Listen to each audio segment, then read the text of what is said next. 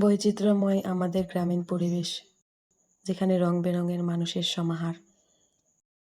সবাই যে যার কাজে ব্যস্ত। এরা পুকুর থেকে কাদামাটি নিয়ে যাচ্ছে মাটির চুলা বানাবে বলে।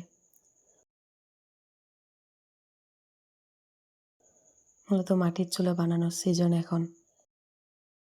কেউ নিজের জন্য বানাচ্ছে, কেউ বা চুলা বানিয়ে বিক্রি করছে। এক একটা চুলা বানানো অনেক সময় সাপেক্ষ ব্যাপার, ধৈর্যও লাগে প্রচুর। আর খড়ি দিয়ে মাটির চুলায় রান্না কী যে মজা, সেটা শুধু যারা গ্রামে থাকে তারাই বুঝে।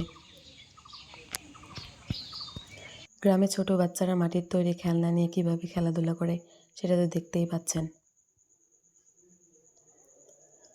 আর মাছ ধরার সময় তো ছেলে মেয়ে বড় ছোট সবাই একসাথে নেমে পড়ে। মাছ ধরতেও হয়তো অনেক ভালো লাগে।